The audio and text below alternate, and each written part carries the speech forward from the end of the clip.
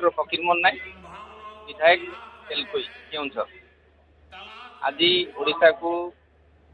पंचम थर आमर सरकार नरेंद्र मोदी जी तेणुकर निहाती भाव में ओडिशा प्रति बहुत आशीर्वाद अच्छी तेणुक आज जो उत्कर्ष ओडिशा कार्यक्रम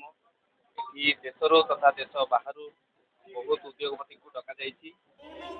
जोटा मोदी जी बारंबार कही आसुच्च जहाँ भी हम make in Odisha make in India आम अंचल आमरी जगार ही सब जहाँ सब जिनस तू दरकार पड़े बाहर को रप्तानी हम तो बाहर आम कौन जिनस आनवा ना से परिप्रेक्षी में आज ये उत्कर्ष ओडिशा जो आयोजन कर बहुत उद्योगपति आसिकी मन बढ़ाई ओडिशा रे शिल्प को कि अन्य क्षेत्र में से ओडिशा रे ही पुंजी निवेश करेंगे। बहुत खुशी एवं गर्व एवं गौरवर कथा we have to make Odisha we have to grow Odisha we have to विकसित ओडिशा सही जो विजन एवं विजनरी अच्छी यशस्वी प्रधानमंत्री माननीय मुख्यमंत्री ओडिशा को केमती आमे सब प्रकार व्यवस्था कर जोगाड़ आरंभ करी परिवेश आरंभ करी सब प्रकार नीति विकास करने सहित लोक केमती रोजगार ओडिशा भारत वर्ष 1 नंबर राज्य में परिणत करवाटा मेन ऑब्जेक्टिव अच्छे आपण देखिले आपण देखुं 77 वर्ष भितर कौन सी प्रधानमंत्री गोटे राज्य को स्वतंत्र एत प्राधान्य देवा एवं ये भाया एक कनक्लेव करवा इन्वेस्टर मानू बाहर आनिबा बहुत बड़ कथा निश्चित भाव में ओडिशा आगामी भविष्य में बहुत आगू को जीव एवं लोक मानकर जो समस्या अच्छे मौलिक समस्या आरंभ कर जो कनक्लेव माध्यम इन्वेस्टर माध्यम आम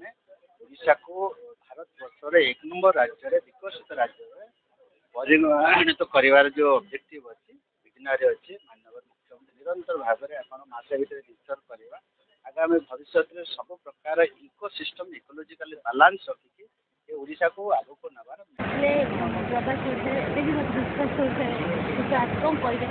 देखो मोदी जी ओडिशावासी ऊपर गोटे बड़ भरोसा आ विगत 8 मासर सरकार ओडिशा आज कहते कि जीवन काल भितर प्रधानमंत्री भितर 30 थर को अधिका ओडिशा प्रदेश गोटे कथा से कहते कि पूर्वोदय जब विकास हम ताहले निश्चित भाव में तार इंजिन बगी हम ओडिशा आ गोटे नारा देले यही समय है सही समय है to invest in Odisha and attract appeal all the industrial houses those are present to invest in Odisha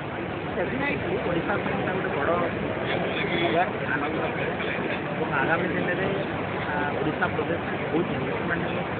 रोजगार सृष्टि हो गोटे लीडिंग स्टेट हिसाब से ओडिशा देखुं जो उत्कर्ष ओडिशा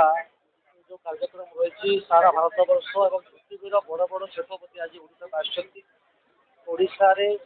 क्षुद्र भित्तिभूमि आवश्यकता एवं ये अभाव खनिज संपद सागर विस्तार बेलाभूमि एवं कुशली श्रमिक एभेलेबल अच्छा पूर्व भारत विकास ओडिशा हम ओडिशा इंडस्ट्रियल हब हम ओडिशार युवक मैंने एंगेज हे ओडिशार कर्मनियुक्ति पाइबे बाहर को दावी पटी जीवे ना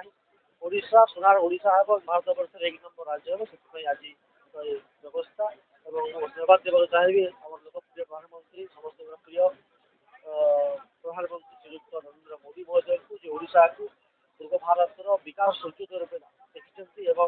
ओडिशा को निश्चित भाव आगामी दिन में भारत वर्ष 1 नंबर राज्य बजा को मत